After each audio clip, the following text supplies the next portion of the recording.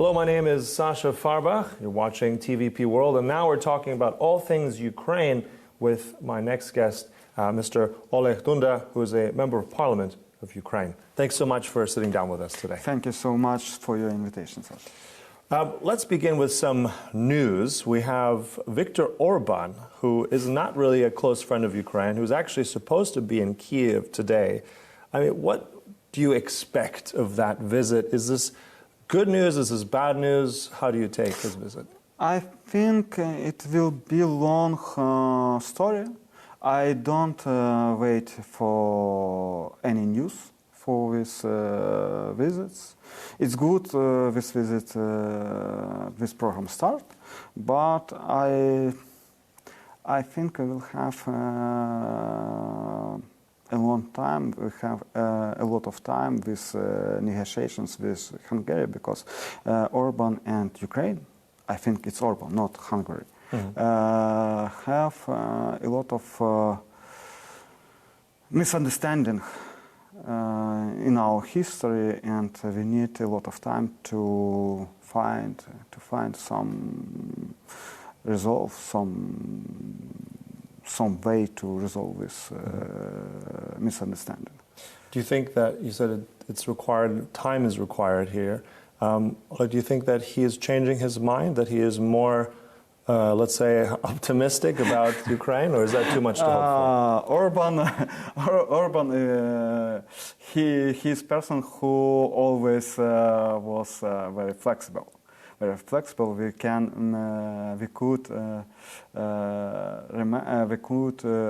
I could remind about his personal story 2 decades ago, when he was a very liberal person.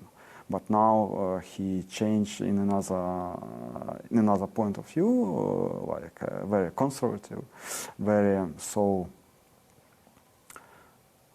I don't think it's right word, but old man, conservative old man, and this show us Orbán can change their mind and can change their point of view if it will be for him very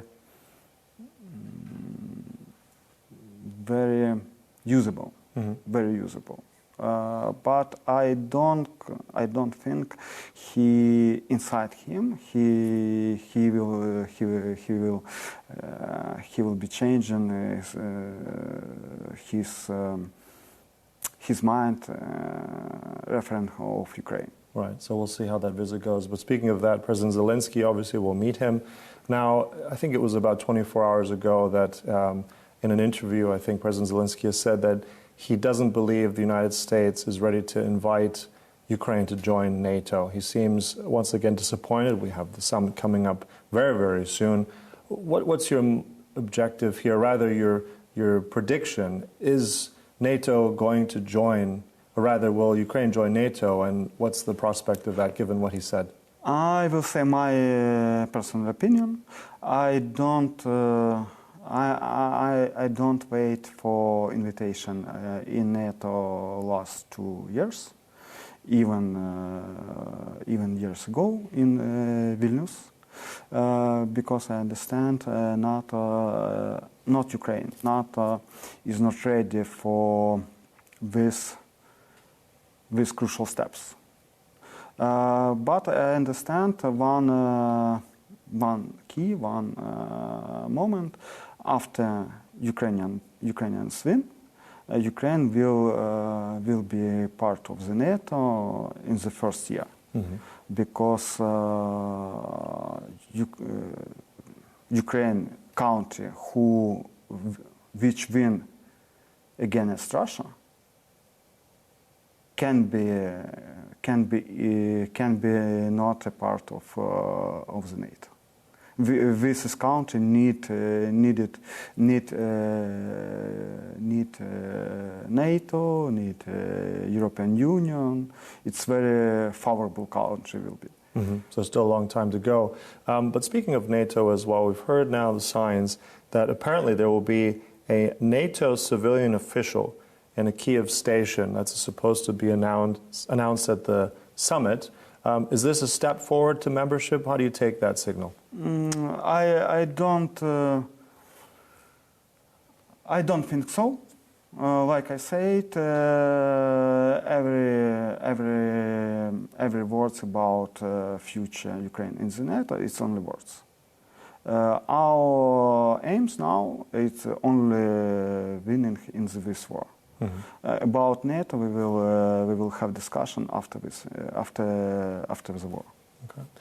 I'm curious. Also, recently we've heard that because of the manpower shortage that Ukraine has, they need more men on the front lines. They need to train more men to fight. It seems very much that the plan is to go ahead and use certain convicts, certain prisoners to do that. Some even who are actual murderers that are now going to be serving in the Ukraine armed forces. I mean, this was highly criticized on the Wagner side, on the Russian side, some months ago. So how are we supposed to perceive this now? Or what do you make of it? Now we have troops from jail, from men who were in jail. But I don't compare Ukrainian troops and Russian troops, because Wagner's and men who was in Russian jail, they didn't have choice, and after them stand troops with weapons who shooted the people who come back. In Ukrainian troops, Ukrainian army, another situation. It's a normal army, like in Poland, like in Norway or England, and we don't use the same ways like Russian troops. So it's a different perspective. Absolutely different. Let's also look at this German sea change. You know, Germany's been criticized that they're not doing enough. They are mobilizing more. I know that recently the defense minister, Mr. Pistorius, has actually announced more artillery shells and purchasing about 2.3 million more rounds. Are you, maybe the wrong question, but what more can Germany do? Is Germany doing enough? What does enough look like for Ukraine?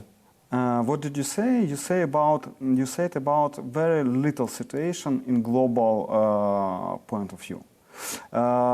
We need to understand last 3 decades European had been disarmed, all disarmed. If we compare Western Germany and now Germany, in Western Germany had in 1989 how much? More than 600,000 troops. But now, much more bigger Germany has less than 200,000 troops. It shows us not about Germany, it shows us about a situation with weapons and ammo and defense in European Union. European Union now is almost disarmed. If we compare situation with ammo, European Union and Ukraine showed us is more ready for war than Germany or France or Spain. And now situation in that point, then European Union, Germany, France, Poland need to very sharp raise up their defense and their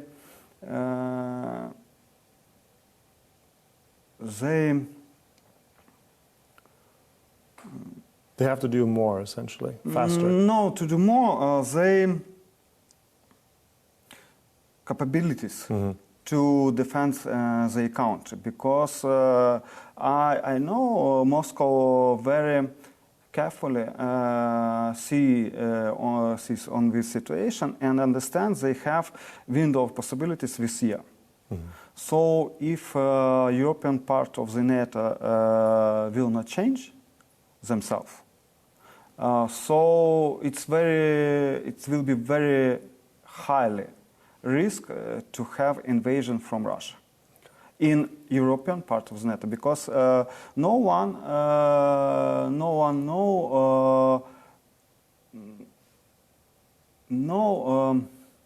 work fifth point of statute of the NATO or not. Mm-hmm. No one tested.